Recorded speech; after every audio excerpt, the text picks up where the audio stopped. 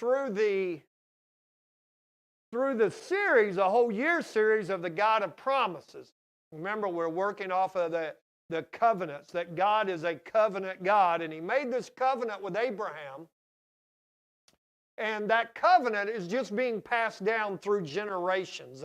And so the stories that we have is just renews that covenant, and the stories that they told in their festivals kind of renewed that God was with them. And remember, there was three things that specifically about that covenant that God made with Abraham. And the first was that God's presence would be with them, and that God's protection would be over them, and that they would receive many blessings.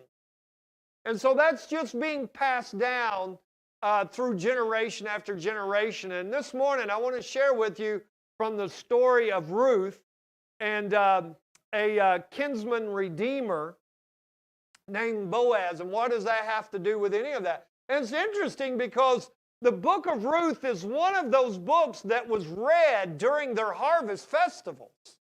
And they had like 5 books, and Ruth was one of them because it told about a kinsman redeemer. It told that there's hope, that God was going to purchase them, and that they would tell this story over and over every year. Well, the harvest festival is what we know in the New Testament as Pentecost. And so at Pentecost, if you will, the book of Ruth was read.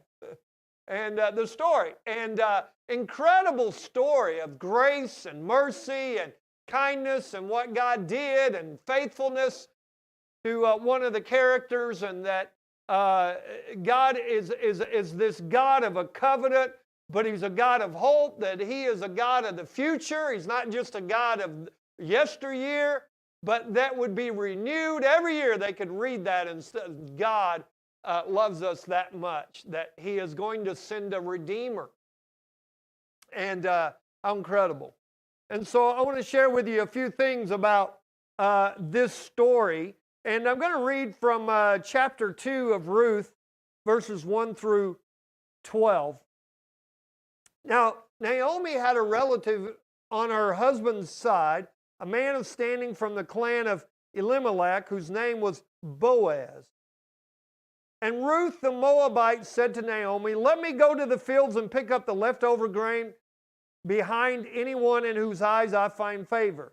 Naomi said to her, "Go ahead, my daughter." So she went out, entered a field, and began to glean behind the harvesters. As it turned out, she was working in a field belonging to Boaz, who was from the clan of Elimelech. Just then Boaz arrived from Bethlehem and greeted the harvesters. "The Lord be with you." "The Lord bless you," they answered. Boaz asked the overseer of his harvesters, "Who does that young woman belong to?" The overseer replied, "She is the Moabite woman, a Moabite who came back from Moab with Naomi. She said, 'Please let me glean and gather among the sheaves behind the harvesters.' She came into the field and has remained here from morning till now, except for a short rest in the shelter." So Boaz said to Ruth, "My daughter, listen to me. Don't go and glean in another field, and don't go away from here. Stay here with the women who work for me. Watch the field where the men are harvesting and follow along after the women. I have told the men not to lay a hand on you. And whenever you are thirsty, go and get a drink from the water jars that the men have filled." At this, she bowed down to her face to the ground. She asked him, "Why have I found such favor in your eyes that you notice me, a foreigner?" Boaz replied, "I have been told all about what you have done for your mother-in-law since the death of your husband, and how you have left your father and mother and your homeland and came to live with a people that you did not know before. May the Lord repay you for what you have done, and may you be richly rewarded by the Lord, the God of Israel, under whose wings you have come to take refuge." So God makes this covenant. Here it's being passed down, and we're starting to see that covenant wasn't just for Israel, that people could come in. We call that in the New Testament engrafted, right? You and I have been engrafted into the new covenant that Jesus brought. And therefore, Naomi, or Ruth, comes in under that covenant, even though she is from somewhere else. And she follows her mother-in-law, and she goes, wherever you go, I will go, and the God that is your God, that's going to be my God. And so she finds herself in Israel, and she begins to find herself with some favor. And so all of these stories and the characters in this story especially point us to Jesus and his new covenant, which we're going to talk about and participate with in just a few moments. And so all of these stories are pointing toward a better covenant that is coming. But they're in the old covenant. And it's just that covenant is working its way through, and all of those people that are engrafted in, that believe on God, find themselves under that covenant and find themselves with great blessing. And so there's a few things I want to share with you that I think are important that we see about God's redemptive purposes. And the first one is this: adversities become redemptive purposes. God uses adversities to advance his redemptive purposes. Remember Naomi's husband and two boys. If you go back and read the first chapter, they moved to Moab because there was a famine. And so her husband thinks, if we go over there, there's food over there. Well, they get over there, and sometimes later Naomi's husband passes away. And then she has two daughter-in-laws, and their husbands pass away. So Naomi is left there, and during that time, the women, especially in a land like that, would not have income coming in. There was no safety net. And so they were really in trouble. There was a lot going on, and Naomi says, you know what? I'm going back to the land where I came from because I know there's food there. And she still had enough belief, evidently. She had still believed, even though she had been through a hard time and been through adversity, she still believed that God would be there and help her. And so she loses her husband. She loses her sons. She's left in a foreign land among wicked people. Remember, the land of Moab, the Moabites came from Lot and his daughter having incestual relationships. And so they became a wicked people, and they would take their children and take to their God and throw their children into the fire to appease their God. That was part of the sacrifice. The wicked people. And so she finds herself there. And so the sons marry these Moabite women. And so she probably thought for a little bit that God had forgotten her. But she was in a bad land. She was in a bad place. But yet she decides, I'm going back to where I came from. And so she decides to go back home to Bethlehem, which means house of bread. Right? So she goes back home. Naomi, though, had imparted her faith in God, and Ruth evidently believes it. The one daughter-in-law believes it. And boy, what an incredible thing. So Naomi, during all of that, in the midst of all of this filthiness, all of the culture issues that's going on, Naomi keeps her faith in the Lord so much that she begins to impart it, and one daughter, Ruth, picks it up and says, you know what, I'm going to believe that. I'm going to believe that. And so Naomi is standing in contrast to the culture that's around. So you and I can pick up on that as well. We are the people of God. We're called to be holy. We're going to stand in contrast no matter what the culture is going on around us.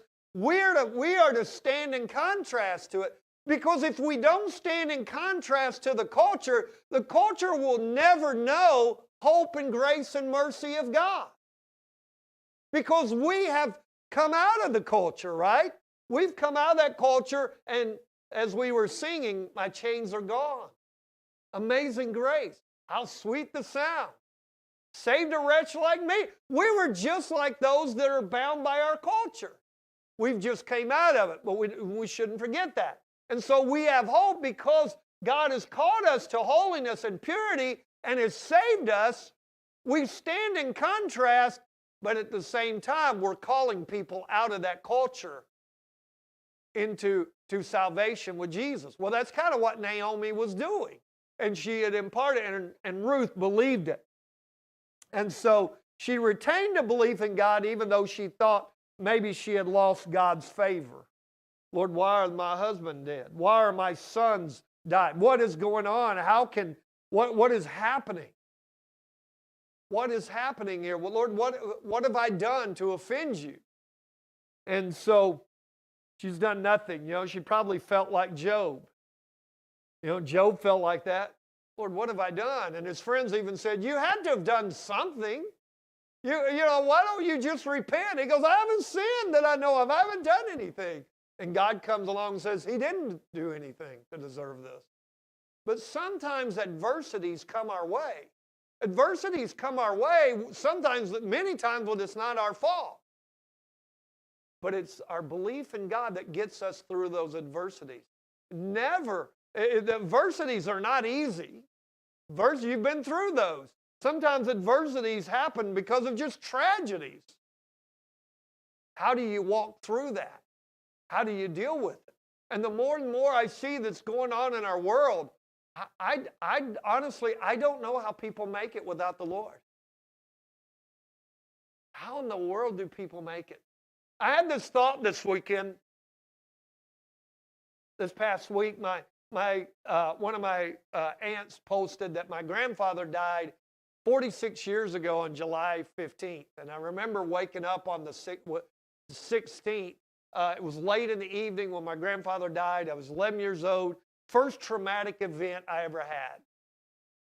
And I didn't know, I was numb for a long time. And just it was a shock to hear the next morning that my grandfather had died. And I was very close to him, like a second dad, spent time over there. It was just a difficult thing for a young man to figure out, how do I process this? And I remember thinking, and I sat down and I was praying over that and thinking about it, and start thinking about other times that I'd had traumatic events in my life. And then I could look back and say, man, the Lord, you've been faithful. I didn't know how to handle that one. I don't know how to handle the others. But as I got older, what I began to realize was, the Lord is with me. He's going to walk with me through the adversity. It doesn't mean that I won't go through them. It doesn't mean that I'm not going to hurt. It doesn't mean that I'm not going to have difficulties. But what it does mean is that because the Lord loves me and cares for me and walks with me, and when I spend time with Him, whatever that adversity might come, I'll make it. I might be beat up when I get through it. And Naomi's probably feeling like that. I've lost everything. Where am I going to turn to hope? And her hope said, I'm going back to the land where I know God is taking care of those people. See, what her husband failed to realize, he didn't need to go to another country. God had not told him to go there. He went there on his own instead of thinking, God, I know you'll provide for me here. Though there's famine, though there's difficulty, God will provide for us here. And so she packs up her bags. She tells her daughter-in-laws, you need to stay here. Stay among your people. Stay among your family. I have nothing for you. I can't provide for you. Nothing I can do. And Ruth says, no, I'm going with you. Because I believe in you and I believe in that God. And so she goes with her. So what we learn from that is this, that God's covenant is all-inclusive. Again, Ruth, remember, is from Moab. She's not born an Israelite. But God's redemption isn't about physical descent. But God's covenant is for all who call on His name. Wow. Where we were born, the culture we come from, the people we're from, means nothing. Very little. on what is happening and who we are and where we're going as a people. Right? God calls all people to himself. He gives us the right to become children of God. Through him, I like this in Romans 1:5. Through him and for his name's sake, we received grace and apostleship to call people from among the Gentiles to the obedience that comes from faith. Doesn't matter how you were born. I was watching a video a friend of mine posted, and it was some young people talking about they're very pro-life.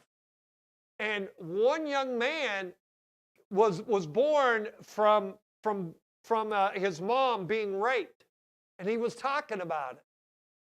And he was talking about how he hears all the time that people say, "Oh, what shouldn't we have abortion for people that get raped?" And they made this statement. This is a young man. He said, "What I have learned is this: it doesn't matter how I was conceived, my life is still important." I thought, that's a powerful statement. Doesn't matter from the people I come from. Jesus loves me and he calls me. Man, that is for every person. That is for all of us. It doesn't matter. Yes, I grew up in a great home with a Christian home. Some of you did not grow up in that. But you know what? You had the same access that I did. God called you. He spoke your name one day because he loved you. He cares about us so much.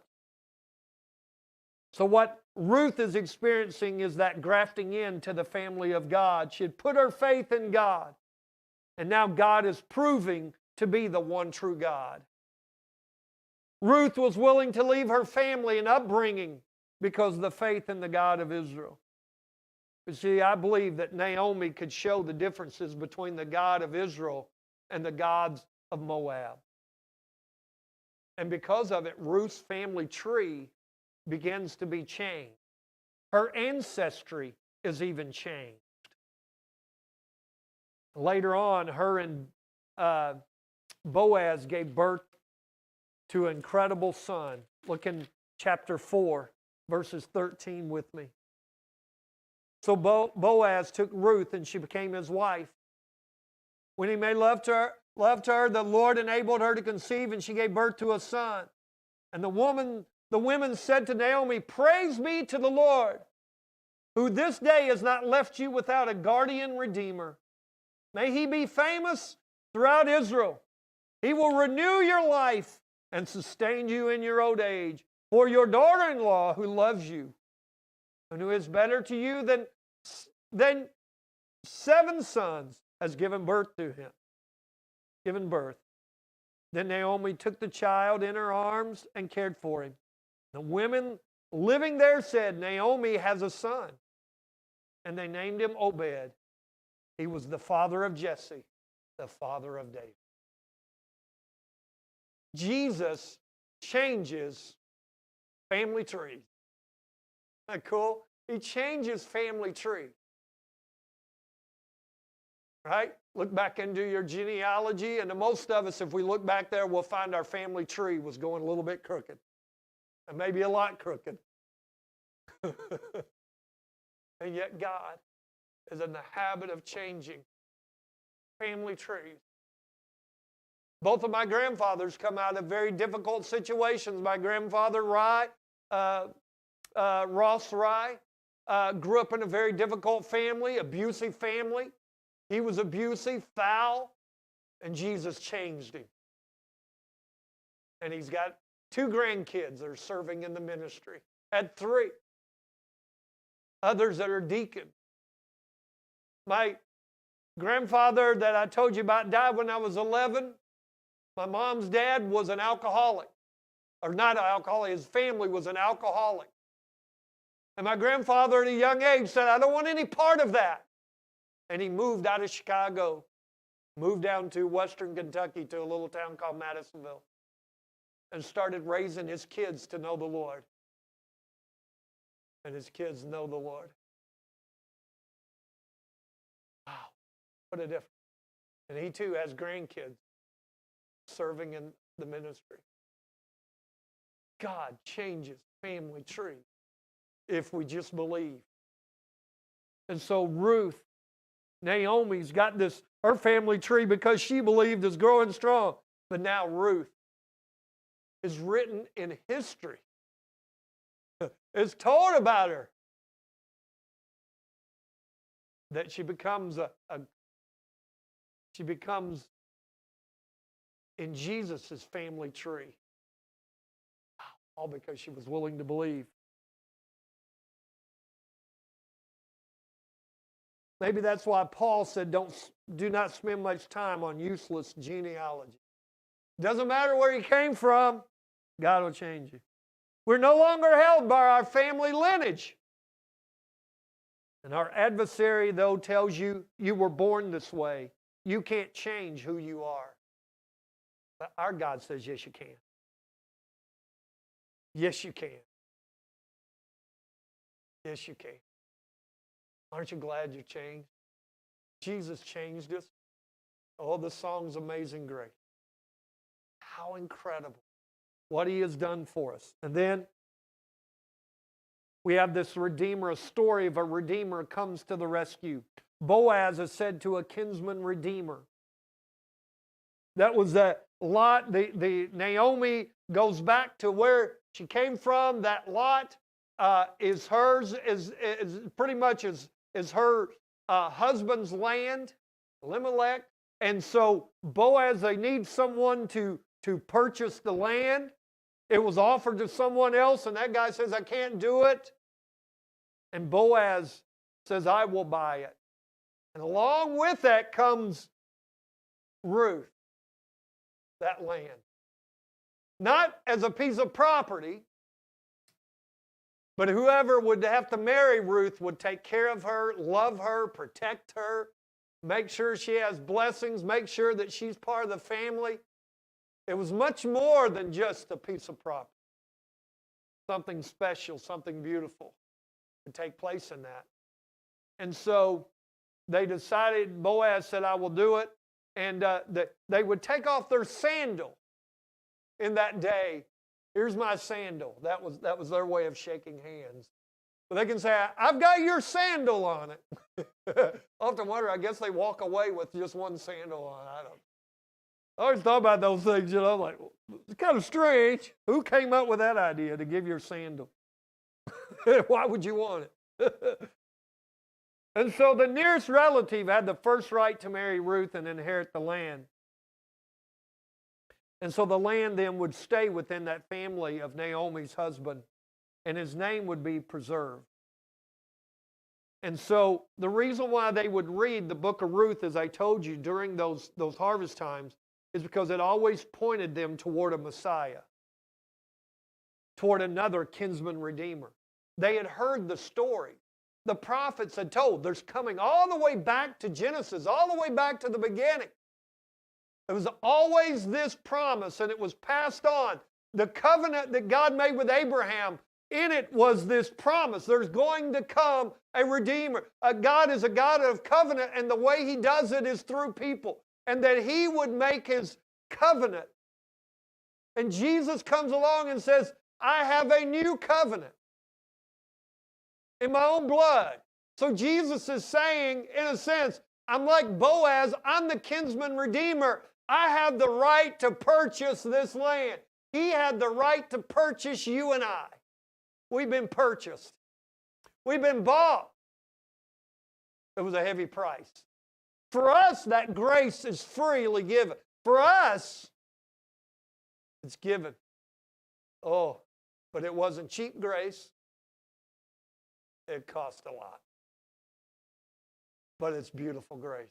And it's incredible. And it changes us. And it transforms us.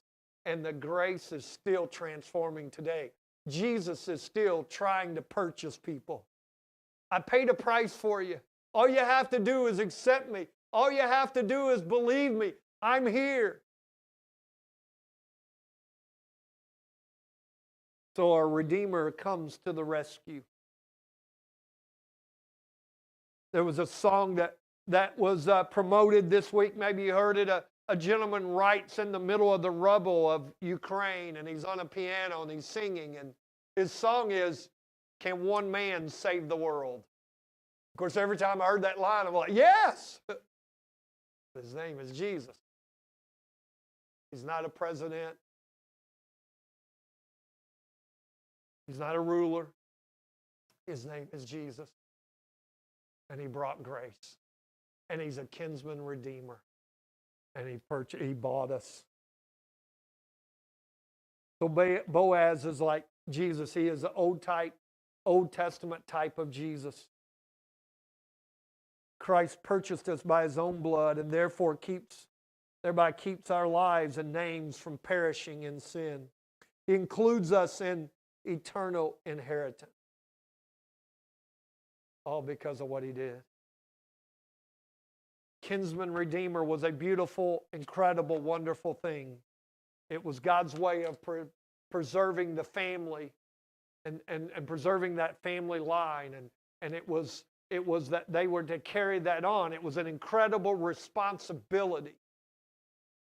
And so he couldn't just, Kinsman Redeemer just wasn't to buy that on a whim. They had to think about it. They had to walk through that process and understand this is important. This is something incredible. And so there was one gentleman that turned it down because he was going to have to marry Ruth. And he's like, no, I'm not going to, I can't do that. It would mess my family up in a sense. I'm not going to do that. Because it was incredible responsibility. And here comes Boaz. I'll do it.